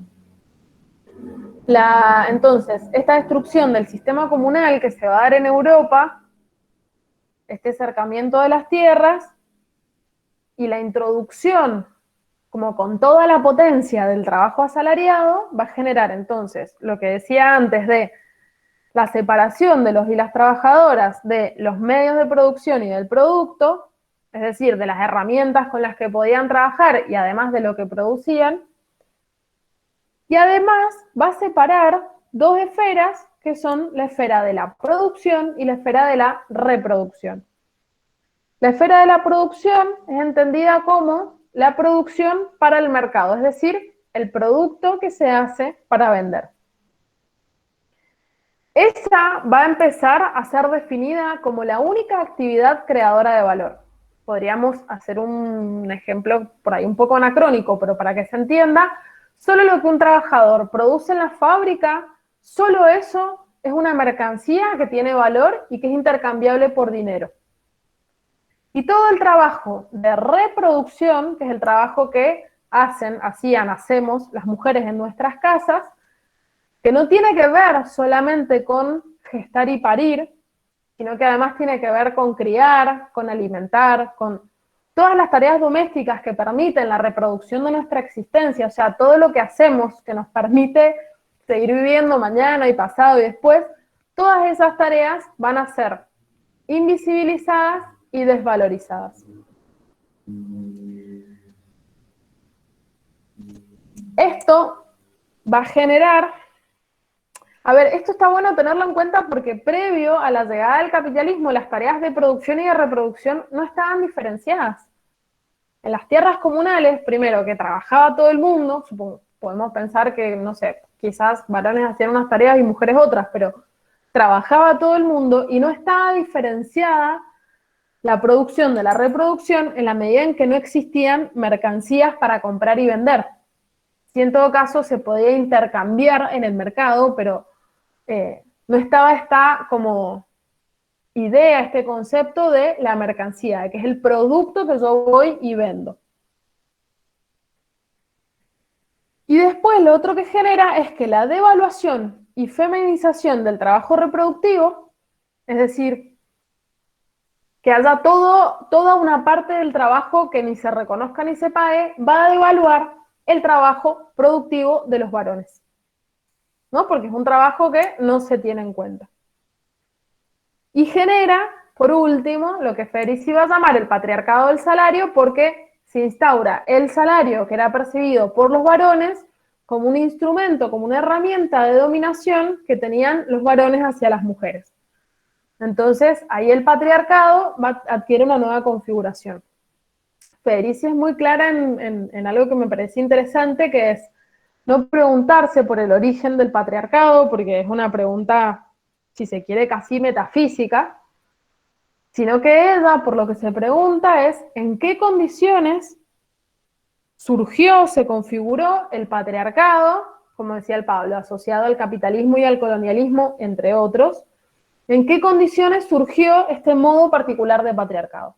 Y ella encuentra que surge, que se constituye en la mal llamada transición de la época feudal al capitalismo, o si se quiere, más escolar, de la Edad Media a la Edad Moderna. Bien, entonces, estos procesos de los cercamientos sobre todo, y después hubo una revolución de precios como que hubo un proceso inflacionario muy grande cuando ingresa a Europa toda la cantidad de oro y plata que venía de América, en un mundo en el que ya estaba funcionando el mercantilismo, porque no fue que el oro y la plata que ingresó se usó solamente para, no sé, joyas preciosas o para prendas, sino que ese oro y esa plata se utilizó para crear monedas.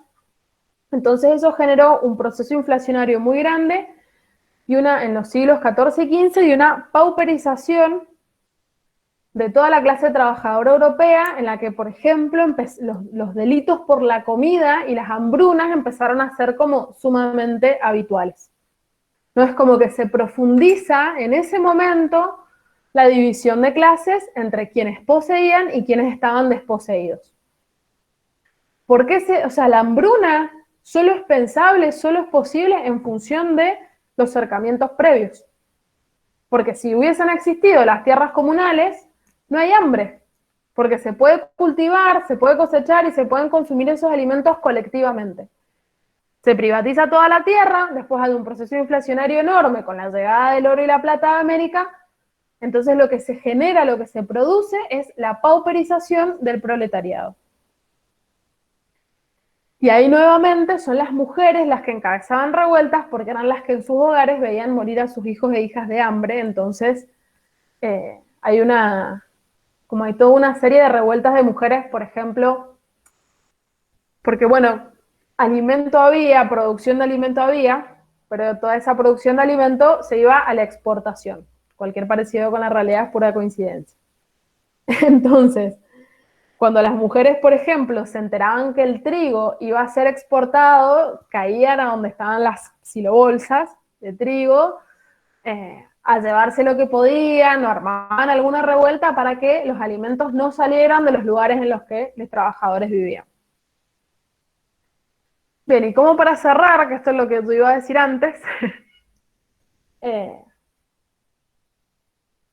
hubo como en esta transición, hubo como una serie de iniciativas estatales que de alguna manera fueron reforzando el desarrollo del capitalismo.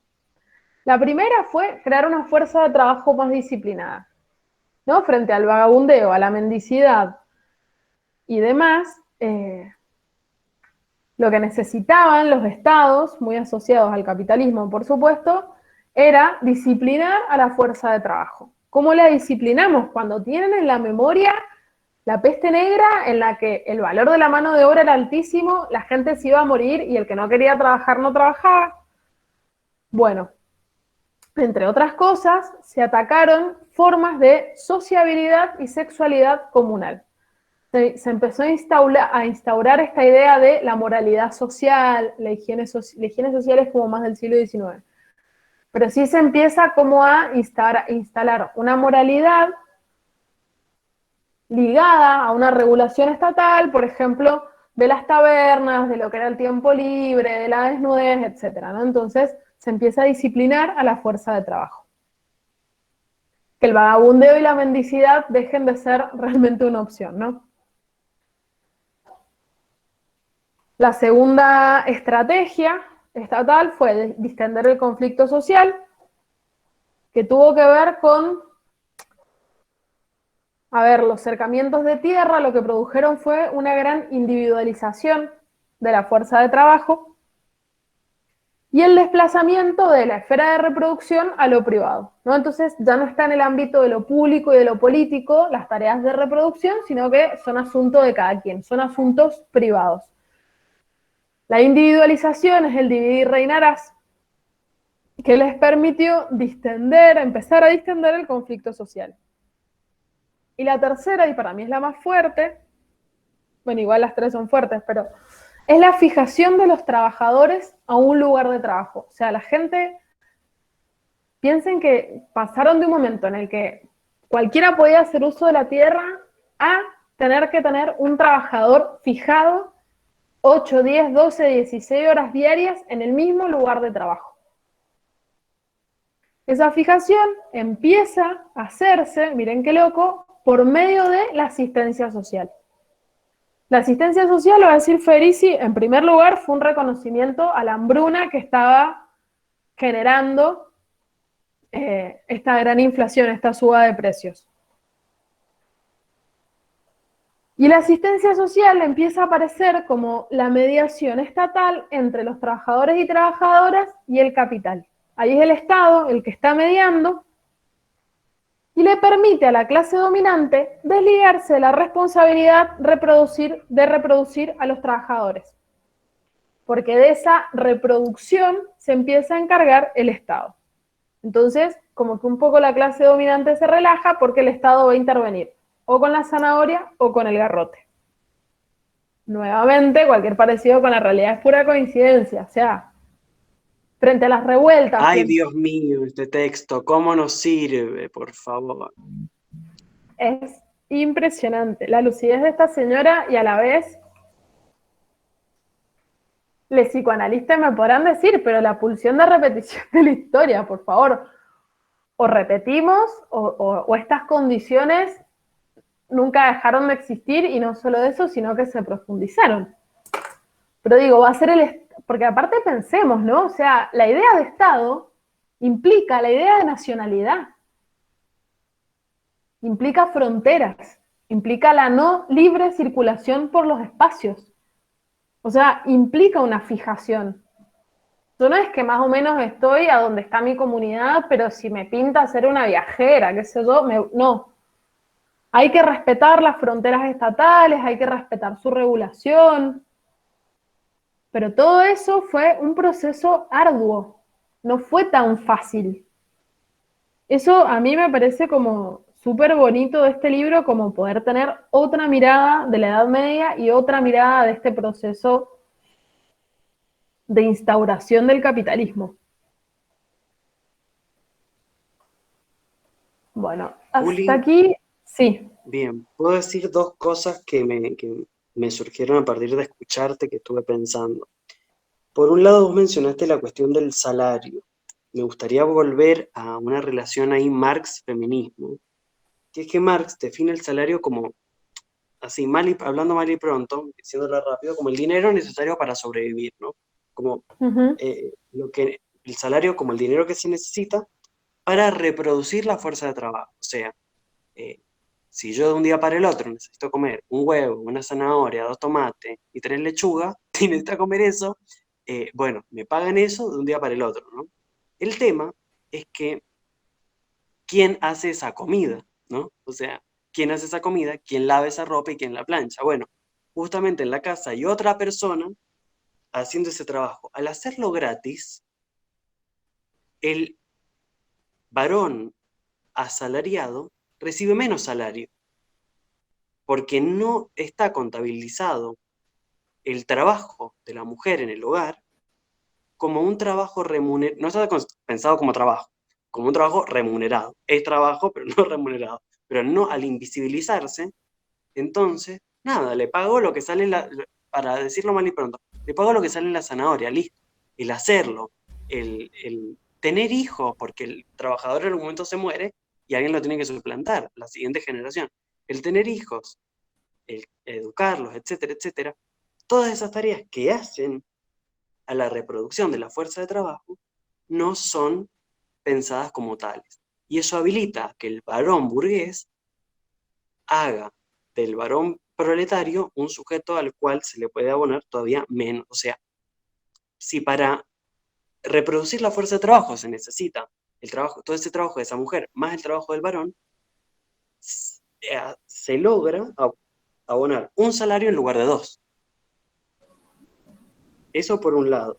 Y después, en esto que ha surgido y del divide y reinarás, que lo vemos cómo surge en relación a la división entre hombres y mujeres, y vos agregaste a esto la cuestión de los estados nacionales. La otra gran división, grandísima división, es la construcción de la idea de individuo. O sea, más división que esa no hay, porque nos separa a todos, de todos, de todes, de todes. O sea, si antes habían clanes, gremios, tierras comunes, ahora hay individuos. Ustedes me van a decir, pero es obvio que hay cuerpos separados. Sí, bueno, estamos separados, pero estamos interconectados también. Y esta noción de individuo, de concebirnos como un individuo con derechos libres, iguales, con interioridad, con una originalidad, con identidad, y todo lo que se desprende del concepto de individuo, es moderno, no existía antes, surge como los estados en la modernidad. Y qué cosa más divisoria que esa, ¿no? Pensaba. Sí, que se le suma la división al interior del propio individuo entre su cuerpo y su alma. Totalmente. Totalmente.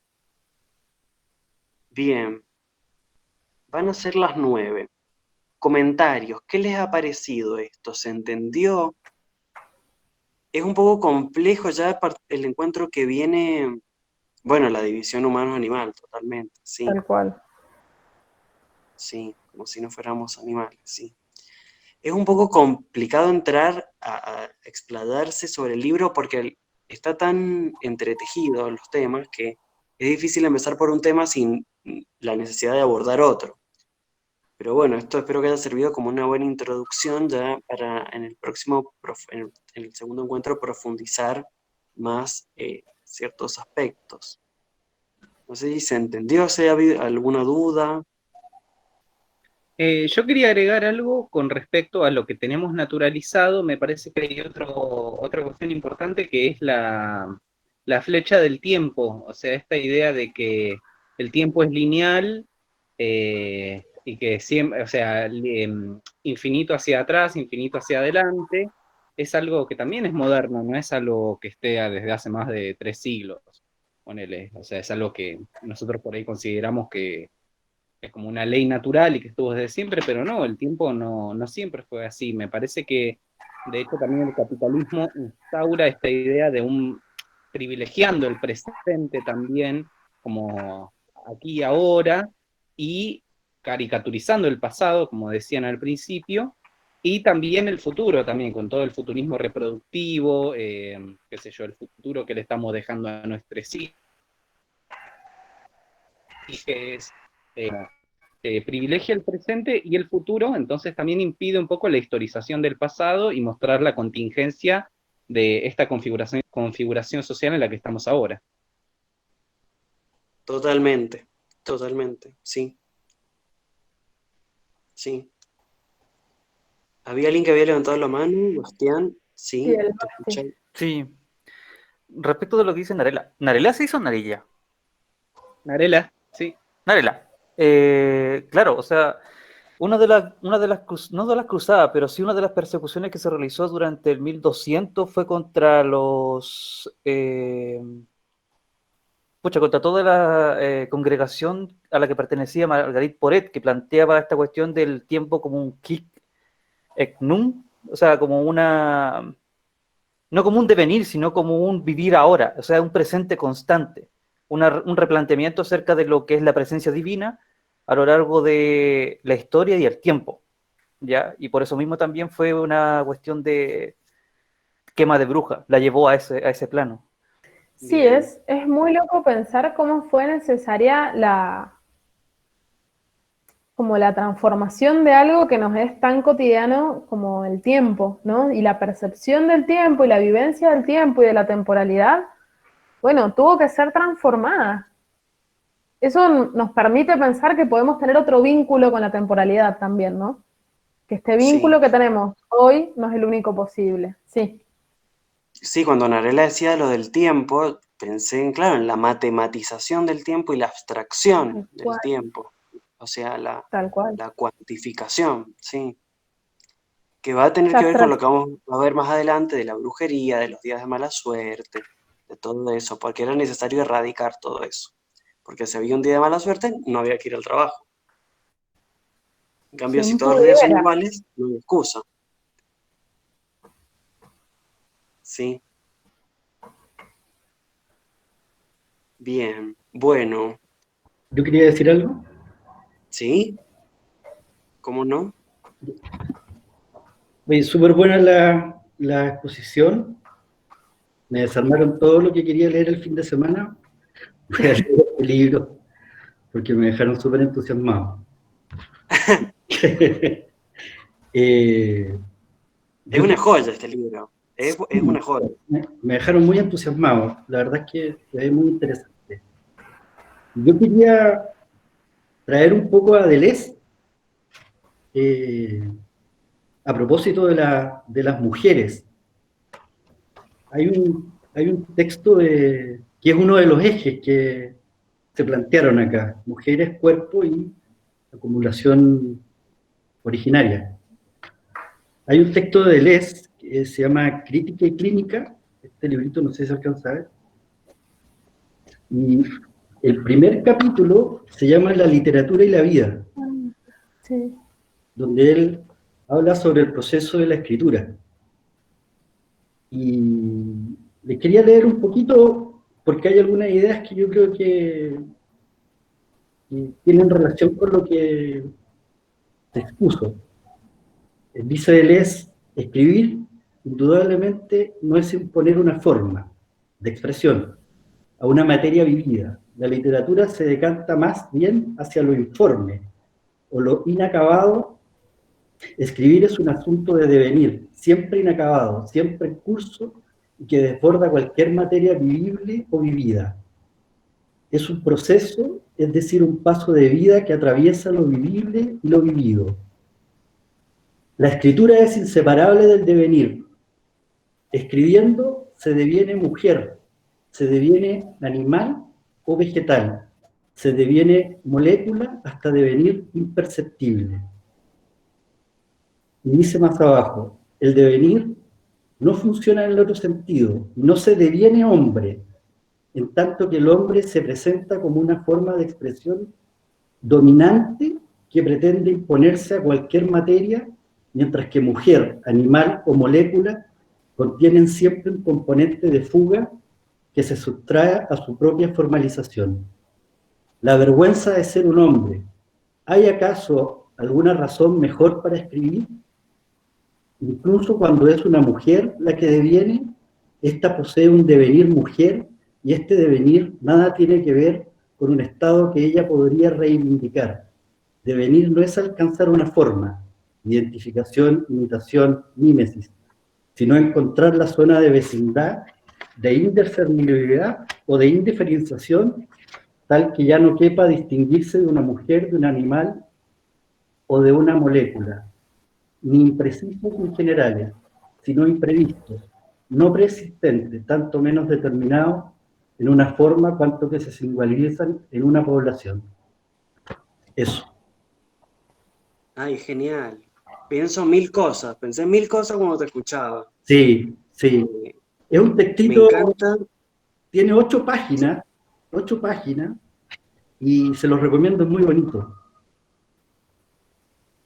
Sí, y sobre el devenir mujer, está bueno esto que vamos a ver con Federici, que es que justamente ahí dice, las mujeres también tienen que devenir mujer o pueden devenir mujer, Claro. porque claro, la mujer y el hombre de hoy, occidentales, de nuestros tiempos, son una producción política, entonces no es a esa mujer a la que Deleuze plantea que hay que devenir, sino, claro, tiene que ver con otra cosa, porque justamente, bueno, Narela, encontré en el capítulo 1, o en la introducción, no me acuerdo ahora, dice algo Federici que dije, ay, esto se lo tengo que contar a Narela porque le gusta el psicoanálisis.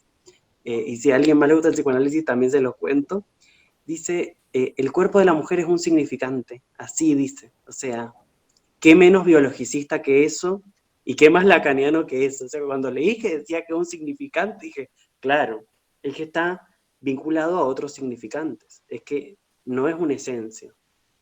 Eso sí, me encantó. Sí, Dos sí, y cosas además, agrego.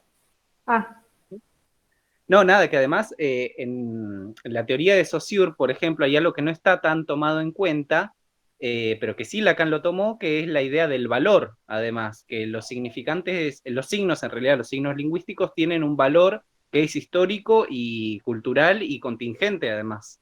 No solo en relación a la articulación con otros significantes que le da su sentido y su significado, sino también el valor que tiene al interior de cada cultura en cada momento histórico y geopolítico, ¿no?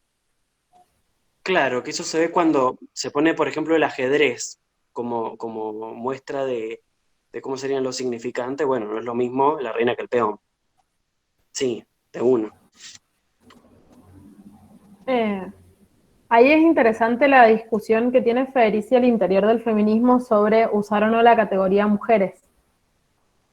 Porque, digo, usar la categoría mujer como categoría de análisis y le trae algunos problemas, ¿no? O sea, es como que ella hace como toda una aclaración, porque la puede inscribir, digo, me parece, en un feminismo con el que ella no comulga, pero sí es una categoría que a ella le sirve para cuestionar al marxismo y para cuestionar algunas cuestiones en la obra de Foucault, ¿no? O sea, estas adendas que le hace, que decía Pablo, me parece que son más adendas a Foucault. A Marx es un poco una crítica un poco más fuerte y ella encuentra que la categoría mujeres es una categoría que es potente. Pero esto, la mujer, el cuerpo de las mujeres como un significante y no como una esencia biológica, etc. Lo otro que iba a decir es que crítica y clínica podríamos sumarlo al drive, si les parece. Yo ya no quiero seguir predicando a Deleuze, pero qué escritor tan bello, por favor. Se los recomiendo fervientemente.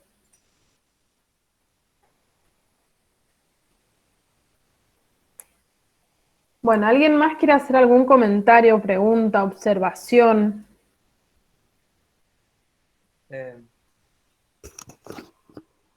Yo de nuevo.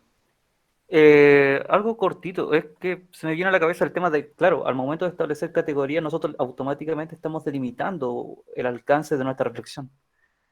Claro. Eh, y complica, especialmente cuando estamos hablando de cierta cosa en específico, por ejemplo, el elemento explotación. ¿Explotación en qué? ¿Para quién? ¿Con quiénes? ¿Cómo? ¿De qué manera?